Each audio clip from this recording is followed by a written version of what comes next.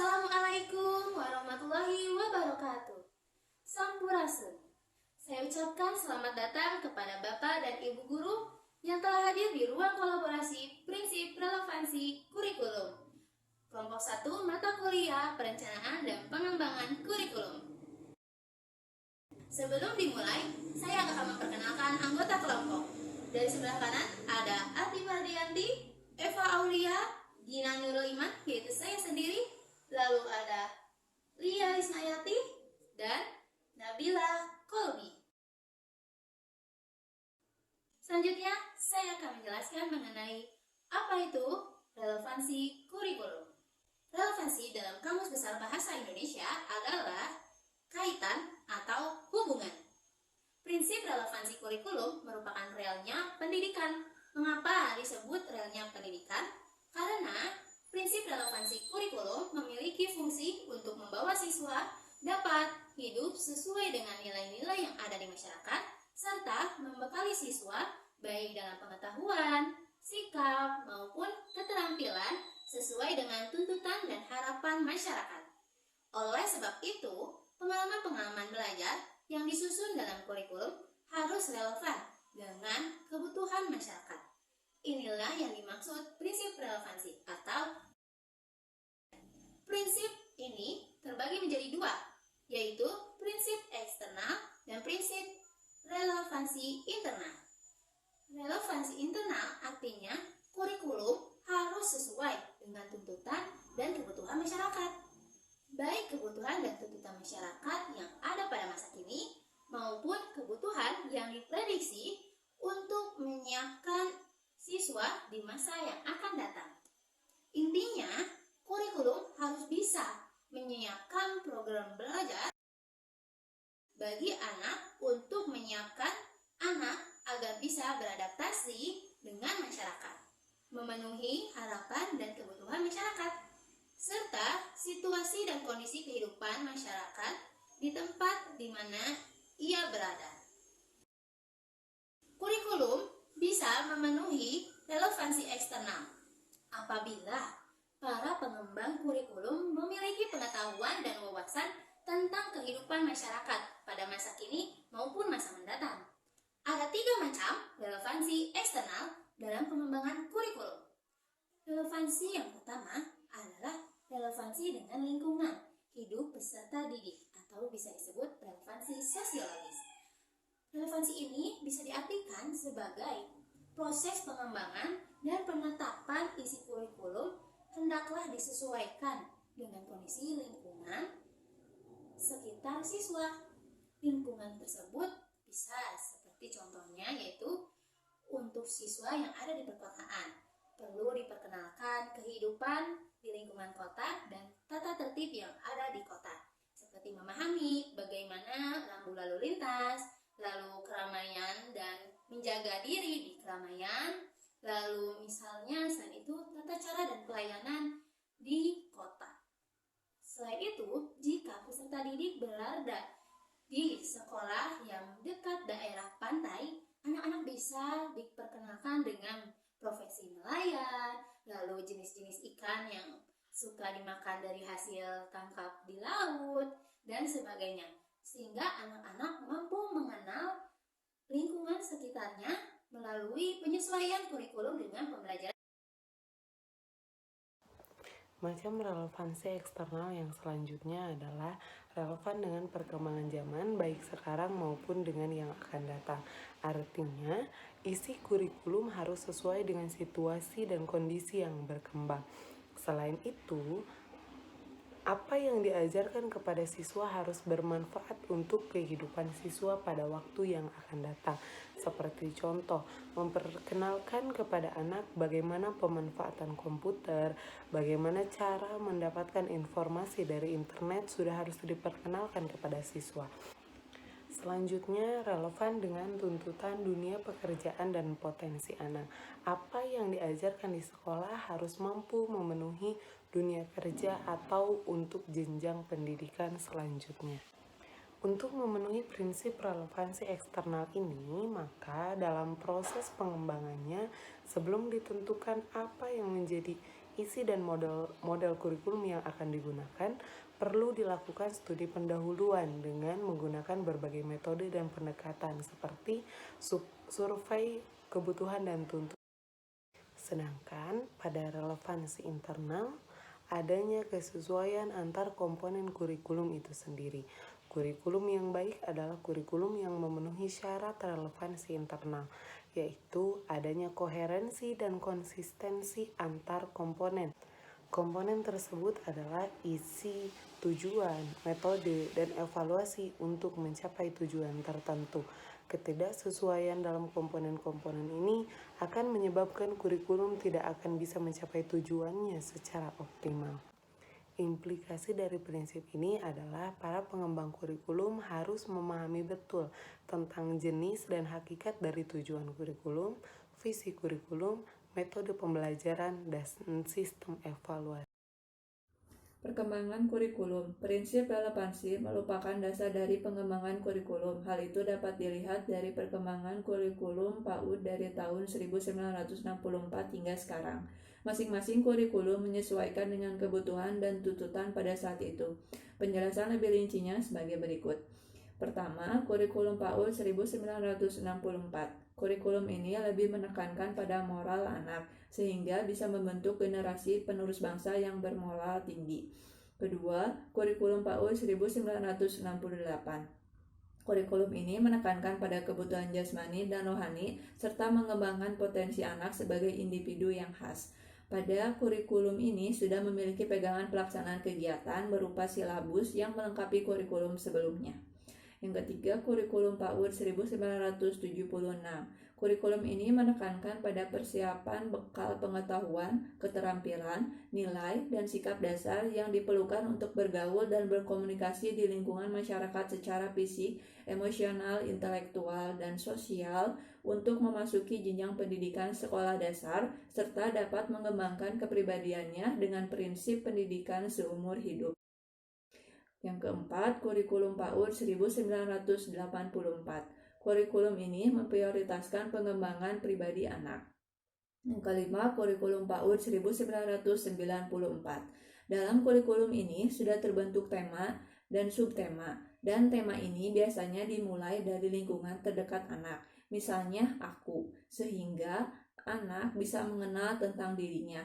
Adanya penyesuaian tema, misalnya kegiatan cuaca pada setiap bulan, seperti bulan Desember yang mana sedang musim hujan bisa dijadikan guru sebagai tema. Jadi, tema bisa disesuaikan dengan keadaan pada saat itu. Yang keenam, kurikulum PAUD 2004. Pada kurikulum ini sudah terbentuk model pembelajaran kelompok dengan kegiatan pengaman, kelompok dengan sudut-sudut kegiatan, dan pembelajaran berdasarkan minat. Sudah terdapat pengembangan indikator yang mempermudah guru dalam membuat SKM atau satuan kegiatan mingguan dan SKH, satuan kegiatan harian. Antara lainnya, yaitu yang pertama, pembelajaran dirancang berbasis proyek untuk mengembangkan soft skills dan karakter iman, takwa, akhlak mulia, gotong royong, kebinekaan global, kemandirian, nalar, dan kritis kreatif. Selanjutnya, fokus pada materi esensial, sehingga ada waktu yang cukup untuk pembelajaran yang mendalam bagi kompetensi dasar, seperti literasi dan numerasi. Selanjutnya yaitu fleksibilitas bagi guru untuk melakukan pembelajaran yang sesuai dengan kemampuan murid, teach at the right level, dan melakukan penyesuaian dengan konteks dan muatan lokal.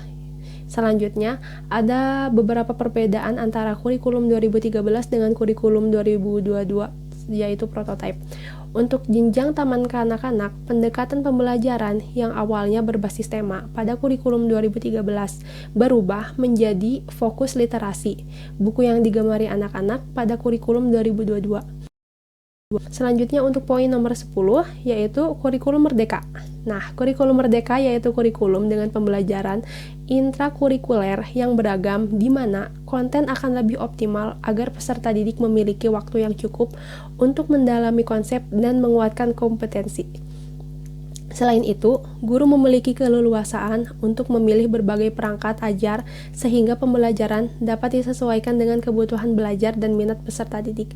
Satuan pendidikan dapat memilih untuk mengimplementasikan kurikulum berdasarkan kesiapan masing-masing.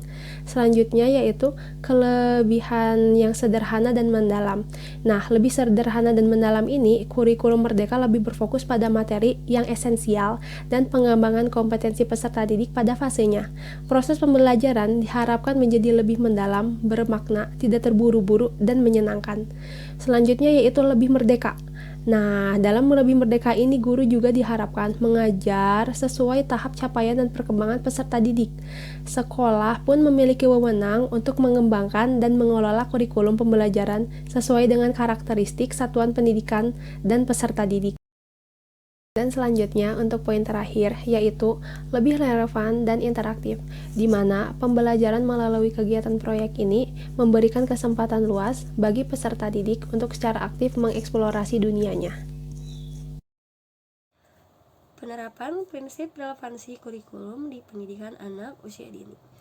Dalam merumuskan kurikulum, satuan pendidikan anak usia dini hendaknya mempertimbangkan prinsip relevansi yang disesuaikan dengan kondisi saat ini dan juga kondisi di lembaga itu sendiri. Yang pertama, menerapkan pembiasaan hidup sehat.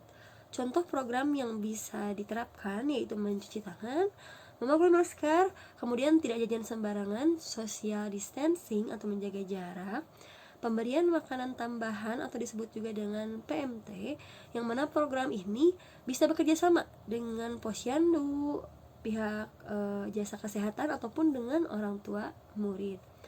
Kemudian poin kedua yaitu dasar-dasar literasi, numerasi, dan STEAM, di mana STEAM ini merupakan singkatan dari Science, Technology, Engineering, Art, dan Mathematics, di mana pembelajaran STEAM merupakan suatu pendekatan pembelajaran interdisipliner yang inovatif, di mana IPA, teknologi, teknik, seni, dan juga matematika diintegrasikan dengan fokus pada proses pembelajaran pemecahan masalah, di mana pemecahan masalah ini yaitu masalah yang ada di kehidupan nyata atau kehidupan sehari-hari. Prinsip-prinsip IPA, teknologi, teknik, dan matematika digunakan secara terpadu untuk mengembangkan produk, proses, dan sistem yang memberikan manfaat bagi kehidupan manusia yang kompetitif. Kemudian, contoh kegiatan STEAM di sekolah yaitu seperti membuat jus jeruk, di mana terdapat nilai STEAM-nya. Yang pertama, science, yaitu merasakan jus jeruk, apakah rasanya asam atau manis, jadi mengenalkan rasa kepada anak.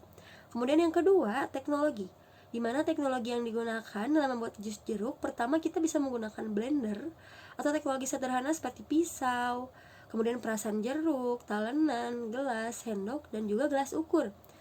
Dan engineering atau tekniknya yaitu cara kerja membuat jus jeruk itu sendiri.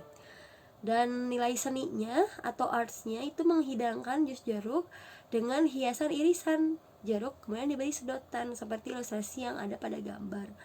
Kemudian matematiknya menghitung berapa takar airnya, berapa sendok gula, kemudian berapa jeruk yang digunakan untuk membuat jus jeruk. Kemudian poin selanjutnya yaitu mengembangkan kemampuan dasar, literasi, dan numerasi anak. Contohnya untuk numerasi yaitu menerapkan matematika dalam kehidupan sehari-hari, seperti mengukur meja dengan jengkal, kemudian mengukur anak tangga, menghitung anak tangga. Kemudian untuk yang literasinya, contohnya itu anak bisa belajar literasi melalui buku cerita, yang mana buku cerita bisa kita kembangkan. Poin selanjutnya itu menentukan strategi, media, sumber belajar yang disesuaikan dengan kemampuan satuan PAUD, namun tetap memperhatikan kebutuhan peserta didik. Jadi tidak boleh memaksakan, namun tetap terintegrasinya itu untuk anak didik. Kemudian poin yang terakhir yaitu menerapkan dimensi kebinekaan global dalam profil pelajar Pancasila. Contohnya pada tema Aku Cinta Indonesia, dikembangkan menjadi topik yang berkaitan dengan kearifan lokal dan dikemas dalam pembelajaran proyek yang dapat menumbuhkan rasa cinta anak terhadap bahasa dan budaya. Contoh programnya yaitu misalnya Rabu Nyunda, di mana Rabu Nyunda itu satu hari kita berbahasa Sunda atau berbahasa daerah. Kemudian mengenalkan nama-nama anggota tubuh dengan bahasa daerah, bisa lewat lagu atau lewat tepuk, kemudian bilangan dalam bahasa daerah, mengenalkan makanan daerah, tarian daerah, dan juga lagu daerah. Relevansinya itu berdasarkan wilayah atau lingkungan pengenalan sekitar tempat tinggal anak atau sekitar sekolah anak. Kemudian di mana melalui stimulasi itu tadi tumbuhlah akhirnya rasa cinta terhadap budaya dan bahasa negara sendiri. Baiklah, sekian penjelasan dari kami. Mohon maaf atas segala kesalahan dan kekurangan. Kami terbuka untuk saran dan masukan. Jadi, jangan ragu ya untuk memberi saran pada kami.